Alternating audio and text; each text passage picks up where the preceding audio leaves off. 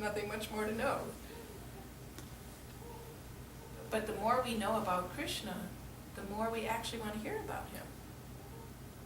So that's a symptom of somebody that actually knows Krishna. So if somebody says, oh, I'm not interested, that's not a good sign.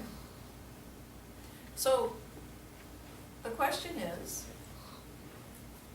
Krishna is saying here to Arjuna that I am going to teach you how you can know me in full, free from doubt. And we all said we would like that to happen in our life. So why do we want to know Krishna in full, free from doubt? So we can kind of make our mind fixed on him. Okay, well, why do you want to fix your mind on him?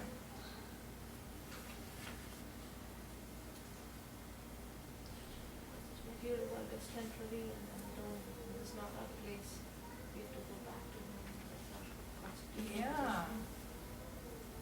So if we go to chapter 4 here in text number 9, Krishna tells Arjuna that Janma karma chame devyam evam yo veti tattvataha tyatva deham punar janma naiti man iti sorjuna. He tells Arjuna that if you actually know me in truth, and in truth doesn't mean you just know something about me, like those people who say, I know everything about Krishna, I don't need that book. No, if you actually know me in truth, and in truth means free from doubt,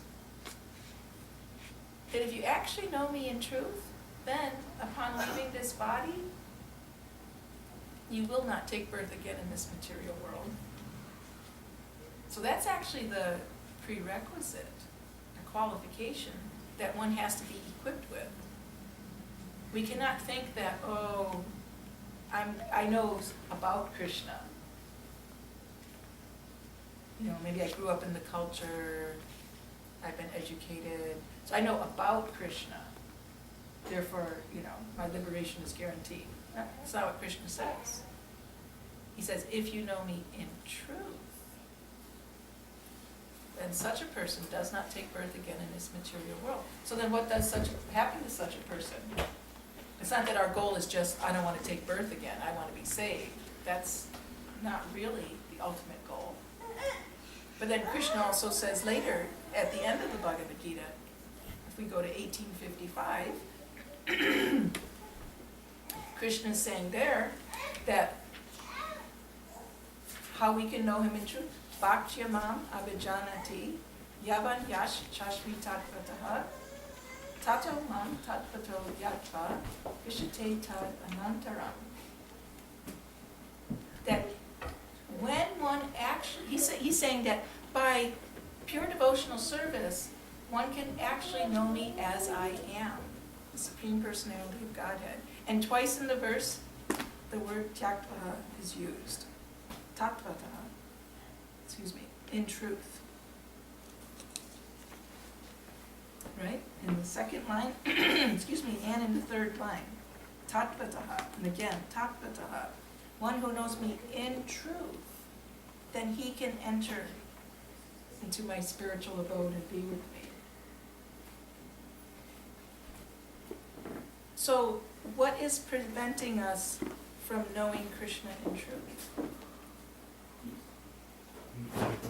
Material attachment.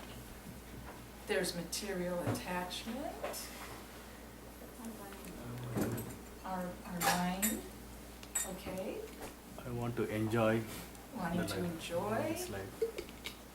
What's the root cause of all these things? What's the cause of our having attachment to material things, desire for material things, our mind going in all different directions?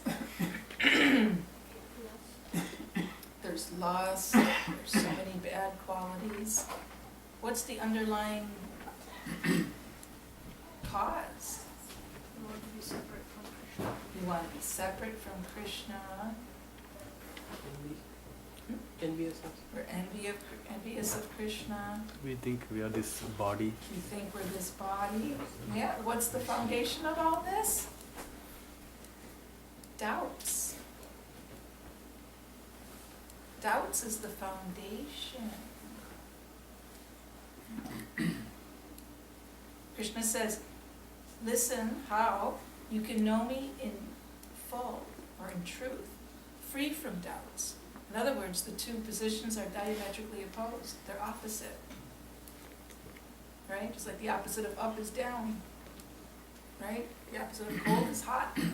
So the opposite of knowing Krishna in truth is having doubts. What happens when we have doubts? If you doubt something, how does that? We lose faith. Doubt actually means lack of faith. That's actually the definition of doubt, that there's not trust, there's not faith. We try to investigate things. Why is it like that? We try to check it out and investigate it. But as far as like our activities go, half-hearted. We don't really give it our heart, right? Say it's winter time, like in Chicago in the winter, it's right on Lake Michigan there.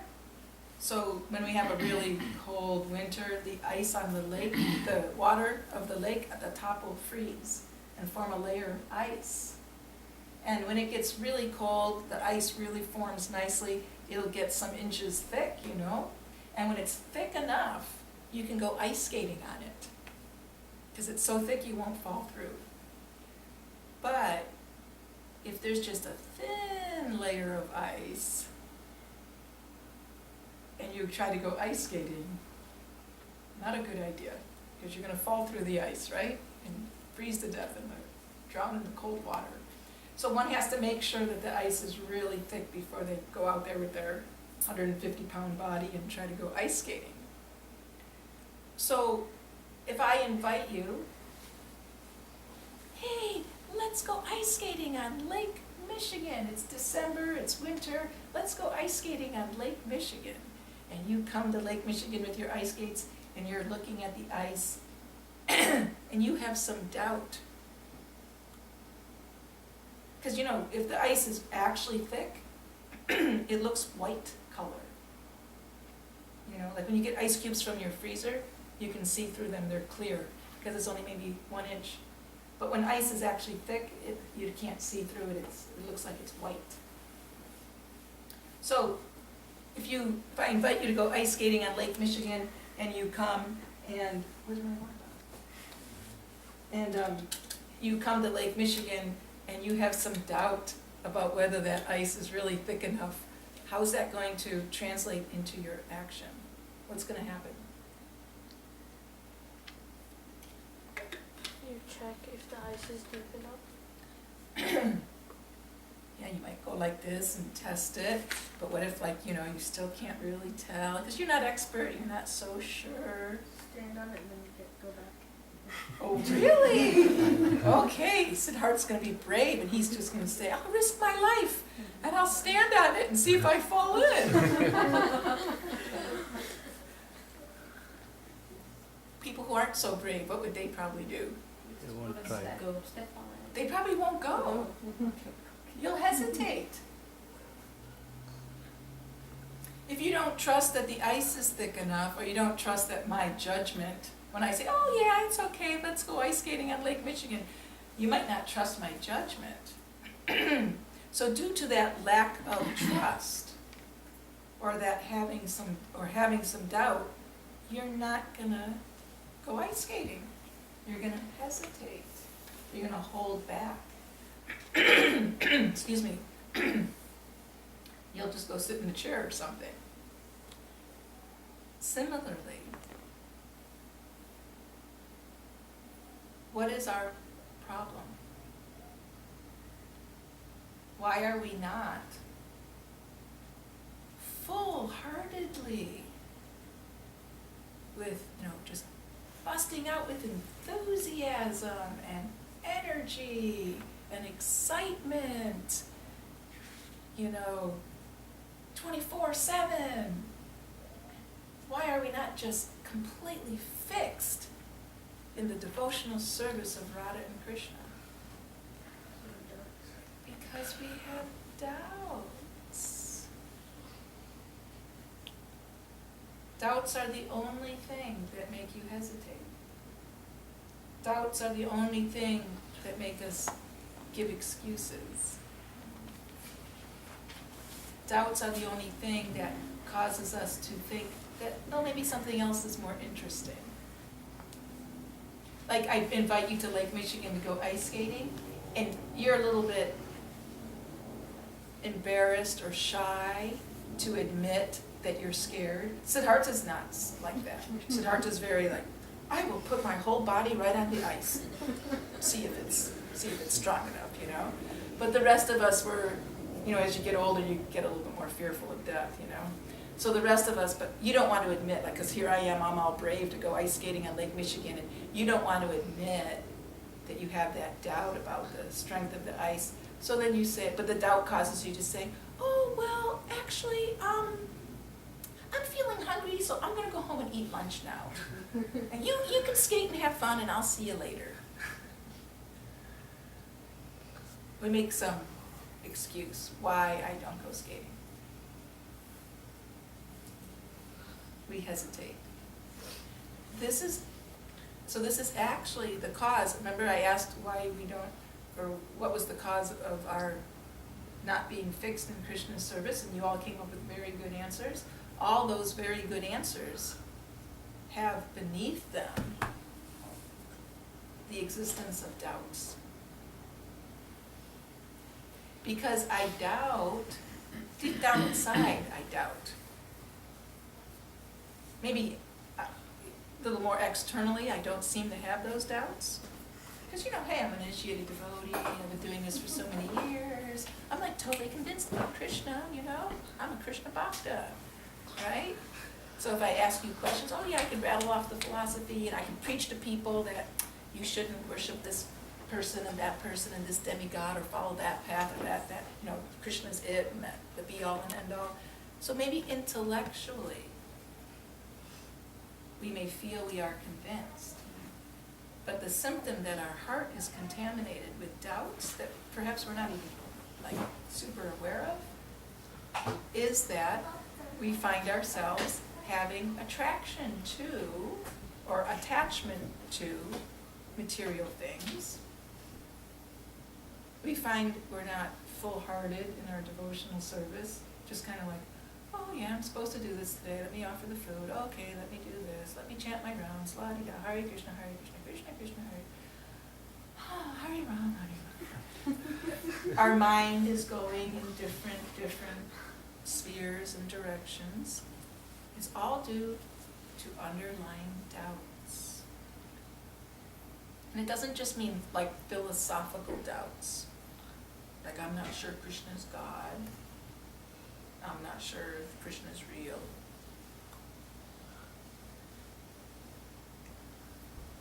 So how does one overcome doubts? For example, we'll go back to Lake Michigan.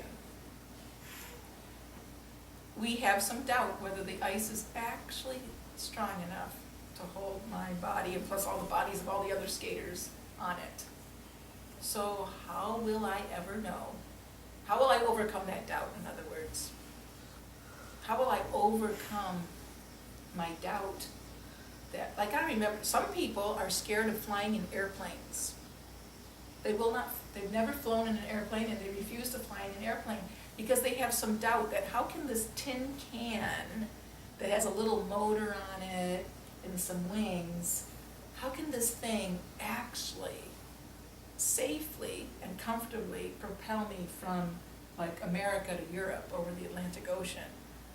That sounds like, wow, a huge leap of faith to put my life inside a tin can and see if it actually, you know, makes it to the other side of the ocean. So how does one overcome those doubts about whether the ice is thick enough, about whether this airplane can actually get me there? So many doubts we have. Seeing others skating. We might Skating. see, we might, you know, witness others doing so, etc. But still, yeah, but you know, when I get in the plane, it'll crash. It didn't crash when you flew, but you know, when I get in, it might crash, right? Or you know, maybe I'm the last straw on the ice that causes it to crash. You know. overcome that hesitancy caused by doubt? How do I get rid of that doubt? Well, believe it or not, Siddhartha answered the question. Siddhartha said that you just have to do it. You just have to go out there and do it and experience it. Everybody's telling you, come on, the ice is thick enough. Look at, we're all out here having fun, come on. And you're like, and he's like, well, I'm just going to go out there and do it. And by experiencing, look, my body's on the ice, and I'm skating, and I'm not falling in, I'm having a good time, he overcomes his doubt.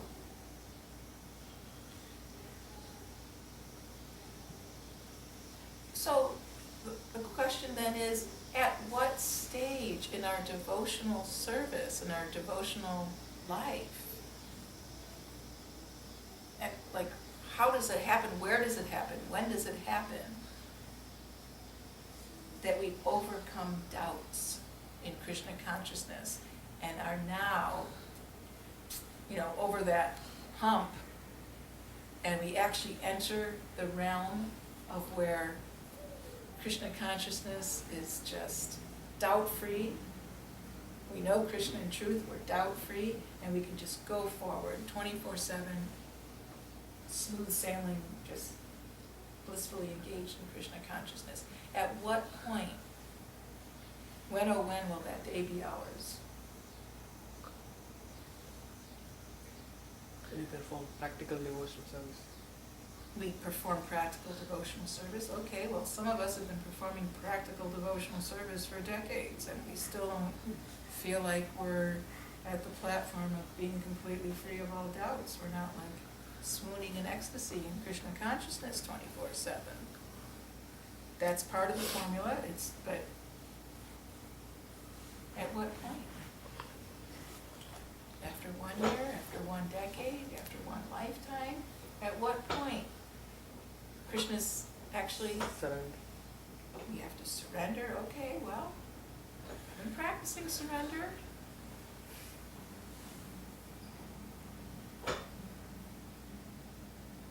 Doubts are like, they're actually the subtle form of anartas. So, if we have anartas in our heart, which we obviously do, and if you don't admit that you have anartas in your heart, then at least you have the anarta of dishonesty. So, we all have anartas in our heart, and they're like the clouds that cover the sun. The sun is finally peeking out today. It's afternoon, right? All day it's been extremely cloudy out there. So when the clouds are covering the sun, you cannot get the benefit from the sun. You can't put your solar panels out there and charge your batteries. You can't go out and sunbathe. I mean, it's just useless. So the clouds prevent us from perceiving the sun and getting benefit from the sun. And what are those clouds caused from? Well, they're caused from water on the earth that gets evaporated, and then it forms clouds, water vapor, right? So similarly, anartas in our heart,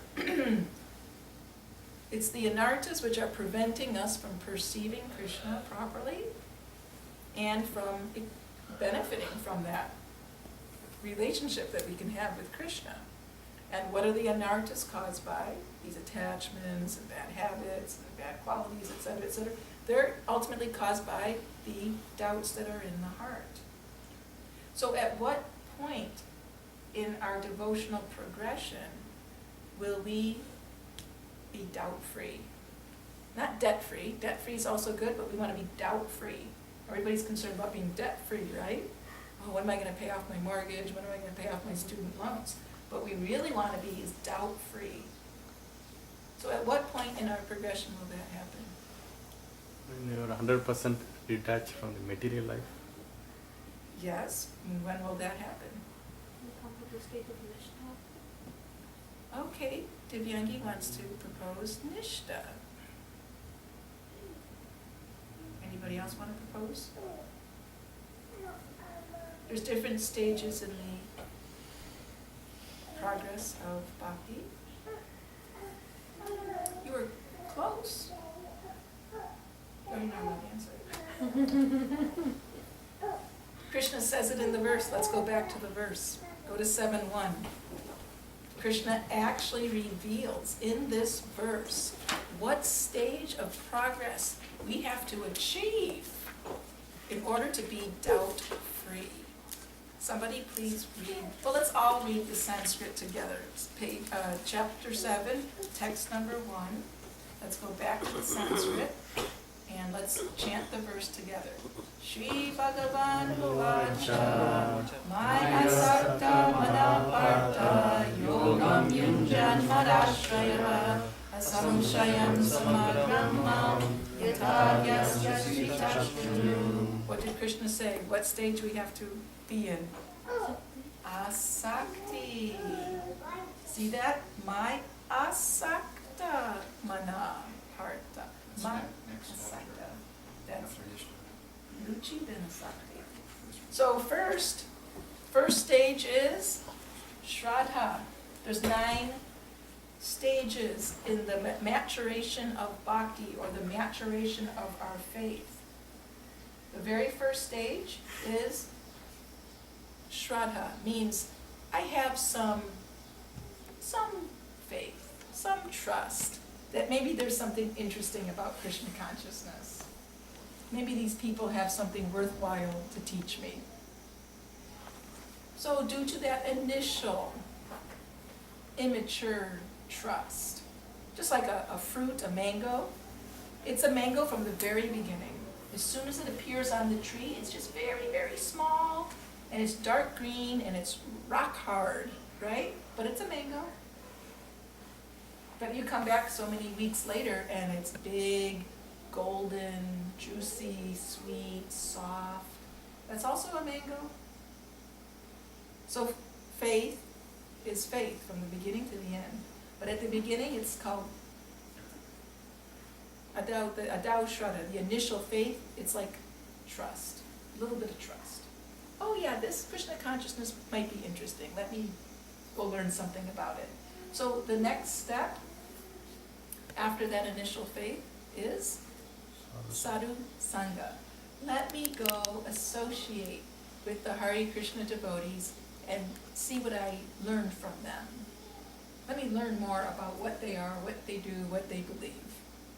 So I go and I associate. Then after Sadhu Sangha, Bhajana Kriya, which includes Guru Ashraya actually. Bhajana Kriya means let me mimic the activities of the devotees. Oh, I see they chant on beads. Oh, I think I'll also chant Hare Krishna on beads. That looks kind of cool. Let me chant that. Let me do that. Oh, they eat Krishna Prasadam. Let me also eat Krishna Prasadam. They chant and dance in kirtan. Let me also chant and dance in kirtan. We're just doing what they do. They tell us, here, why don't you chant every day? Oh, okay, I'll chant every day. Here, why don't we hear from the devotees? Okay, I'll hear from the devotees. Then at the end of Bhajana Kriya, that's Guru Ashraya, that we actually now take it seriously, not just we're doing it because you do it. Now I really want to do it as a vow. Then when one does that, now Guru Ashraya, I'm doing this as a vow, then we enter what's called Anarta Nivritti. In the stage of Anarta Nivritti, which can be a very long stage, it can take lifetimes actually, the anartas in the heart are being scrubbed away, little by little. At the end of that long process of Anarta Nivritti, the major portion of the anartas are destroyed. But one still has a little bit of anartas left. But with that just little bit of anartas remaining, one enters the stage of Nishta. Nishta is the stage where one is steady. One doesn't fall down due to, past bad habits that pull us, past attractions that pull us. One's consciousness is steady. It's not all over the place. But that's still not good enough. After Nishta, again the heart's a little bit more cleansed. Now one just has very small amount of anartas left in their heart. They enter the stage of what's called ruchi. Ruchi means affinity or taste. One has such a strong affinity for Krishna, just like a magnet and the iron filings. The iron filings have an affinity for the magnet. They just naturally go shoop, right? You take a magnet and those filings just natural. It's not forced. You don't have to coerce it. Come on, come close to the magnet. They just naturally shoop, go to the magnet. That's called affinity. When one goes through that stage of ruchi, then they have really no more anartas are in the heart, but there's a aroma, you could say, of anartas left in the heart. Like the examples given, you have a clay pot and you put some liquor in it. Now you throw the liquor out of the pot and you wash the pot, wash the pot, wash the pot, wash the pot. After all that washing, still, you take that pot, it might have been a week later, you're washing, you take that pot, still has some aroma of liquor, but there's no liquor there. You've even scrubbed very nicely the pot and you've waited some time, but there's still some fragrance there. So like that, when one finishes, goes through the stage of ruchi, they now enter the stage of asakti. The stage of asakti, there's just some aroma left of anartas in the heart. But in that stage of asakti is where the final purging of such aromas of anartas are destroyed. And that stage of asakti is called attachment. Attachment differs from affinity. Affinity, like we said, the magnet and the filings go to the magnet. But attachment means, and then you can take them off and do it again, right? And you can have have some fun, take the filings on and off the magnet and keep doing it. But attachment means you can't separate them. It's stuck permanently. You cannot take the mind away from Krishna. Before that stage, the mind could be pulled away. It might be difficult, but you can pull it away. Just like the filings, you just put a little energy into it, and you can pull them off the magnet. But asakti means you can't separate the two. It's like super glue, stuck together. So in this, Krishna is saying here, my asakta mana parta, my asakta mana. The mind has to be attached, like super glue. The mind has to be attached to Krishna. When the mind is actually attached to Krishna in that stage, all the doubts will be destroyed. He said, at that stage, Arjuna, that's when you'll know me in full, free from doubt. Why? Because in the stage of asakti, one actually starts to experience Krishna. Not face to face. After asakti then is bhava, after bhava is prema. In the stage of prema, one actually experiences Krishna face to face. He will actually appear to such a devotee, face to face. It seems incomprehensible to us. The stage before that, bhava, one doesn't experience Krishna face to face, but in their heart, they experience the particular rasa that they have developed for Krishna. They'll actually experience that love in their heart. They know what their rasa with Krishna is. They actually know who they are. they know, perhaps like, I'm a friend of Krishna, and my identity is specifically like this. Or I'm a cow in Krishna's pastimes, and I'm that specific type, whatever. One will actually know their identity, their relationship with Krishna, and be practicing it in their heart. In the stage of prema, one actually sees Krishna face to face and can practice like that. But in the asakti stage, one is not yet on that level of practicing their, rasa with Krishna, but they know in their heart what rasa they're attracted to, and their mind is completely fixed on that. So this is the stage of asakti, and because we're not on that stage yet, that is why we have so many difficulties. It's not that there's something wrong with you. What's wrong with me? I've been chanting for so many years. I try so hard, and no, we're all in the same boat together. That unless and until we reach that stage of asakti, we will be troubled by doubts, either very, very strong, gross doubts, or less strong but lingering doubts. So then that means we should not be complacent, and we should not be satisfied that we're in the position that we're in. We shouldn't think, I'm a practicing devotee, I'm saved. My life is perfect. Because what happens if we die in this condition?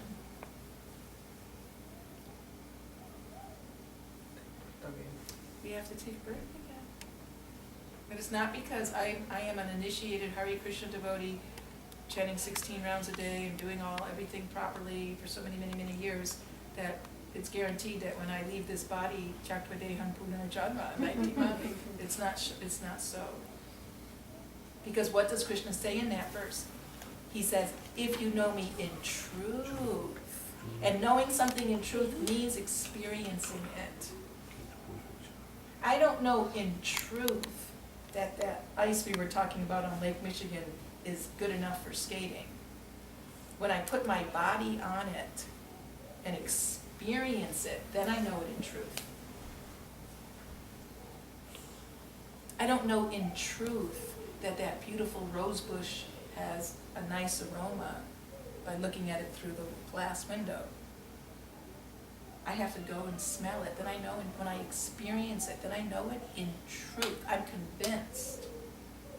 You cannot try to convince me that rose bush has no nice aroma, because I've gone and I've smelled it, so I know for a fact that it smells nicely. But what about Krishna consciousness? Sometimes people try to argue with us, right? Krishna's not the way, this path is better.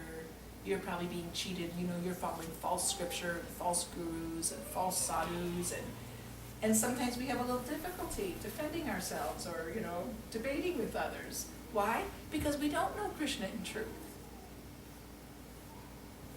Srila Prabhupada didn't have that problem because he was experiencing Krishna face to face. So he could very strongly say, no, Krishna is the Supreme Personality of Godhead. And he could convince others by that speech because he was convinced. Why was he convinced? Because he experienced it. We're not on that platform, so when we tell people, come on, you must surrender. Look, it says here, Krishna is the Supreme Personality of Godhead. Stop being like, you must surrender. Nobody listens to us. They just think, oh, you're a fanatic. You're brainwashed. Of course, we do go out and preach, but we have to be very careful that we don't come across as, because we're not actually on that level of conviction, because we haven't experienced Krishna in full. So Krishna is telling Arjuna, you can know me in full, free from all doubts, when your mind is on the level of asakti. And in different places in the Bhagavad Gita, you could look up these verses on your own, this is your homework assignment, in chapter 8, text 14, in chapter 9, text 22, and in in chapter 12, text 6.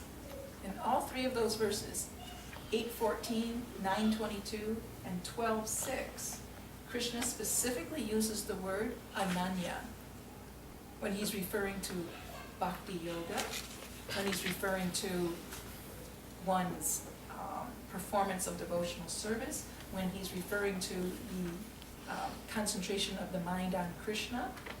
He, in all three of those verses, uses the word ananya. 2.6. And ananya means undeviated, undivided, exclusive. Krishna says one has to engage in exclusive devotion to me. Not 70% of my energy is devoted to Krishna and 30% of my energy is devoted to so many other things.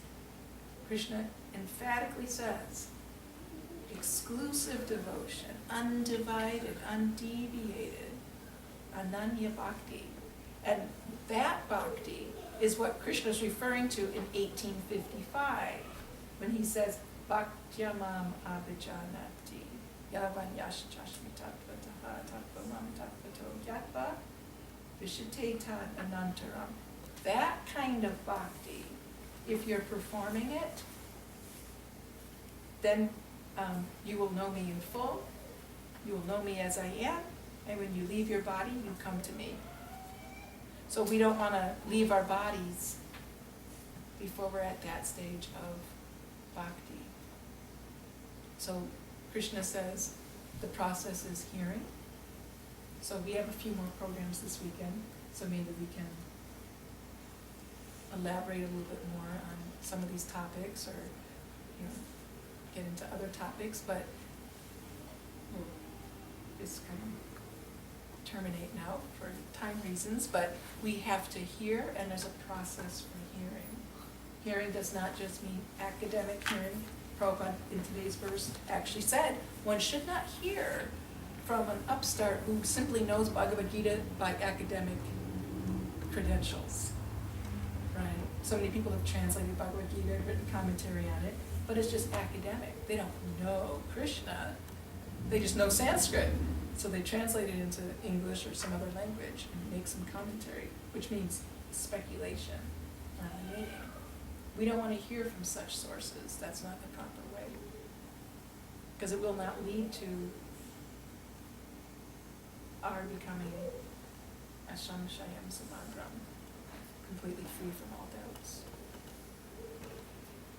So we'll stop there, see if there's any questions or comments.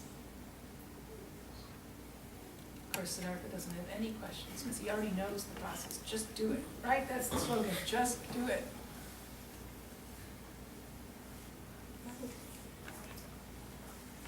So when a person is in state, so there is no chances for falling down? That's correct. That's correct. When and only when one reaches the stage of asakti does one never fall down. Well, you know what? One can fall down, but it doesn't really happen. The only way one could fall down in the stages of asakti, bhava, even prema, is if one commits a maha aparad to a maha bhagavat devotee. But such devotees don't do that. But it is possible.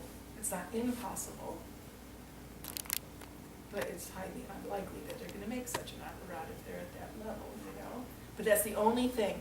Like right now, we fall away from Krishna consciousness due to material attractions, past, obligations and habits and whatever, our karma, right? And we make aparads all the time, so that pulls us down, everything, so many reasons why we fall from Krishna consciousness.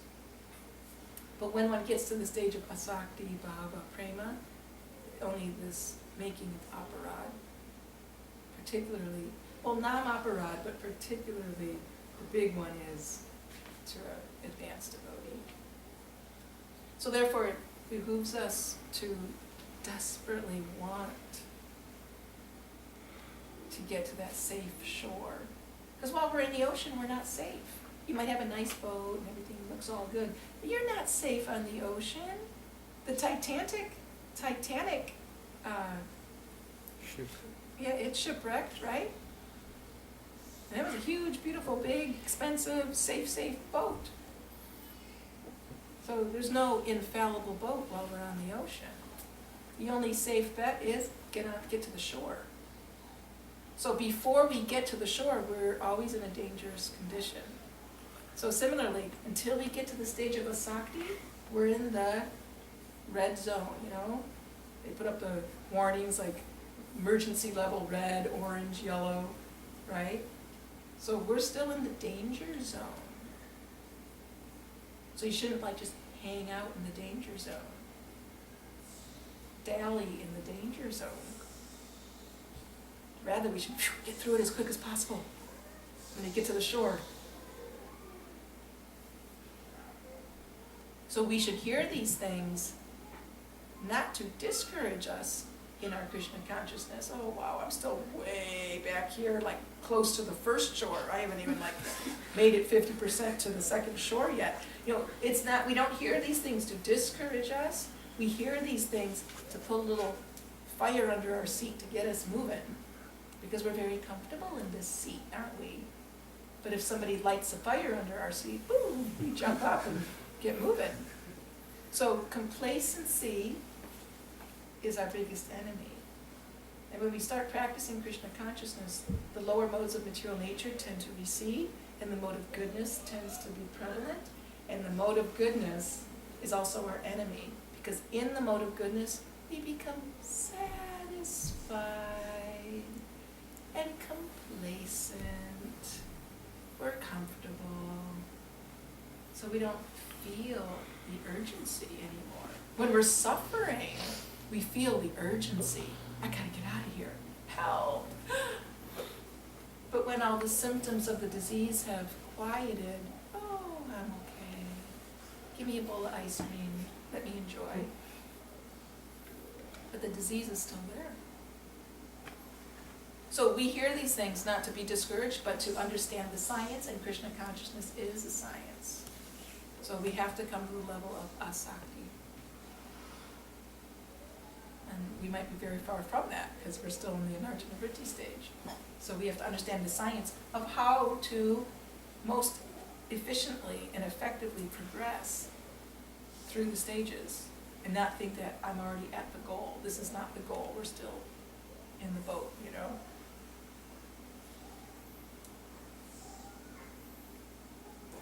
Mataji, you're talking about a Vaishnava aparadha, right?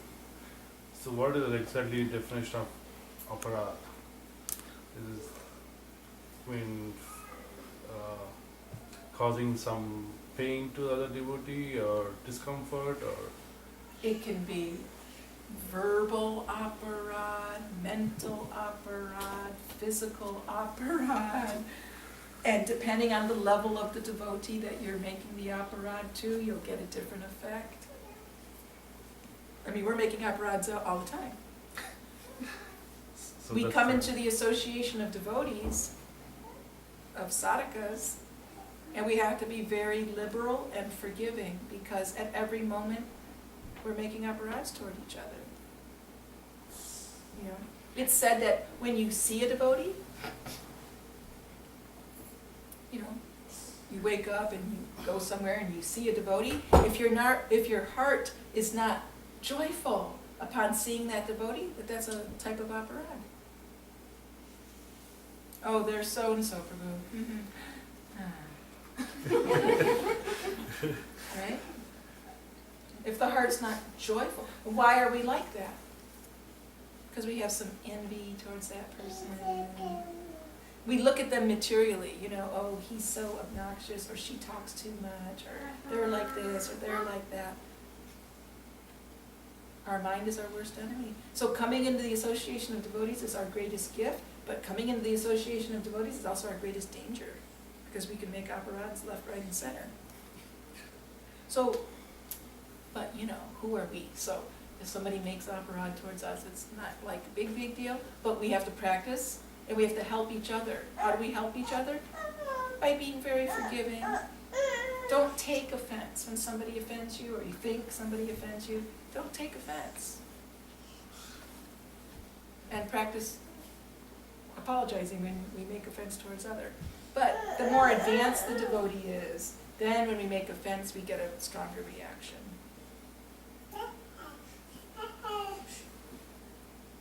So we're kind of practicing on each other. And exactly how do we know we offended some people? How do you know? Because your practice of Krishna consciousness or your realization of Krishna, your concentration on the holy name, etc., will decrease. For example, there's a story, a real story, that Rupa Goswami, was it? I think it was Rupa. He was in Samadhi. So he was sitting in Samadhi in Vrindavan, and he had his eyes closed, and he was so advanced, that like transcendental television, he would perceive Krishna Lila in his heart. So he was sitting in Vrindavan 500 years ago, and so much wonderful Krishna Lila that he had never, like brand new Krishna Lila that he had never read in any kind of shastra or anything, was being revealed in his heart. And there was actually some funny, humorous Lila that was happening between Radha and Krishna.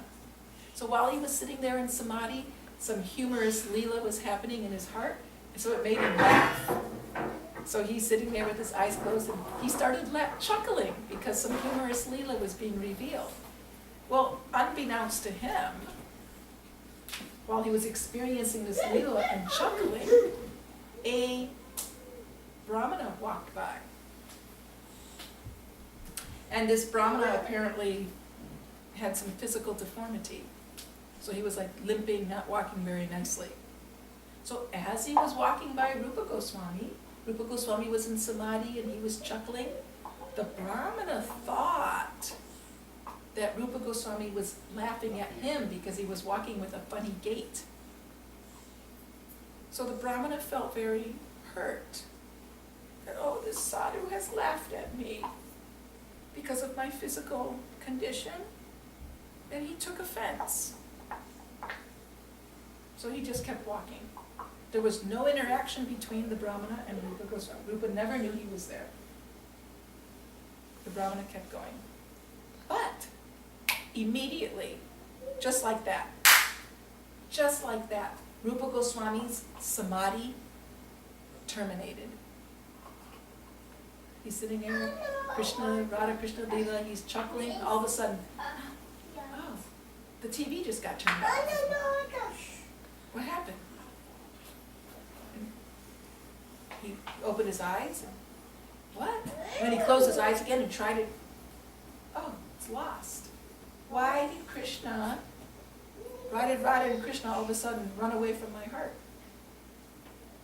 So he was very confused.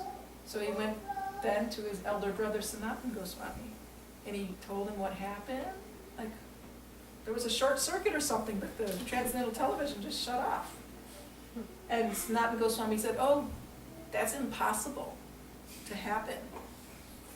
The only reason it could possibly happen is that you made some Vaishnava aparadha. He was like, what? I had my eyes closed. I mean, there was nobody, like, you know. And Sanat said, no, you obviously made aparadha. Well, great. Now what am I supposed to do?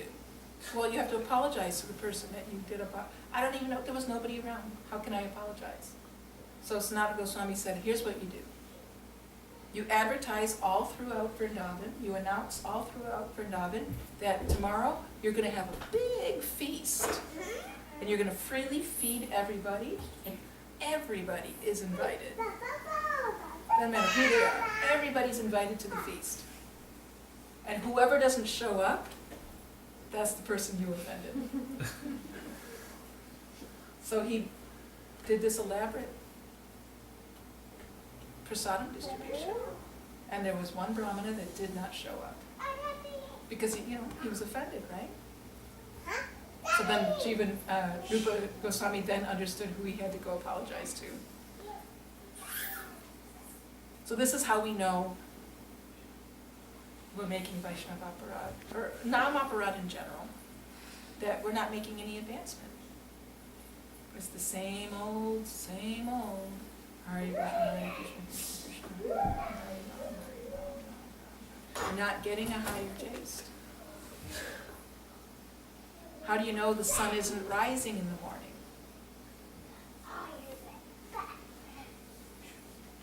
Let's say, tomorrow the sun is not going to rise. How do you know? It's dark outside. Yeah, it doesn't get lighter, like, an hour and a half before the sun rises, there's a little bit of light in the sky. And then an hour before sunrise, it's a little lighter. Half hour before sunrise, it's very, very bright. At sunrise, woo, a ball of fire. So how do you know that the Krishna sun is not rising in your life? Because we're not getting a increased taste for chanting. How well can I chant my rounds? With attention, with enthusiasm, with exclusive concentration. If I cannot do that, or I don't see it increasing in my life, guess what? The anarthas are like the cloud that blocks the sun. The sun is there, but I don't see it. The anarthas are blocking. And those anarthas can come from past pious activities, past sinful activities, mistakes that we make in our devotional service, and from Nam aparad, which includes Vaishnava aparad. We might not be able to tell exactly where it comes from, but we have to be on guard for all those things. So what is the solution to go and beg for you from those devotees, or? We have to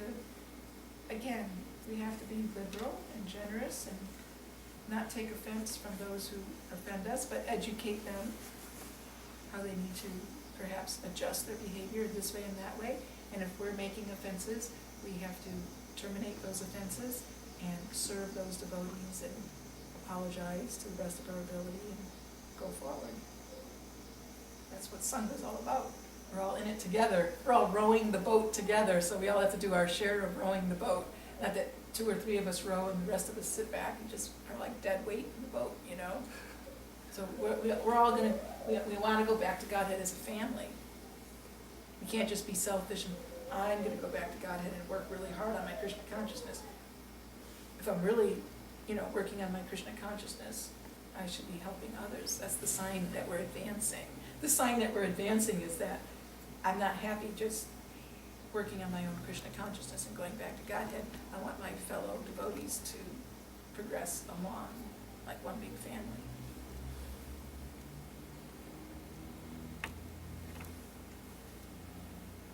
I have a question. Yeah. Say previously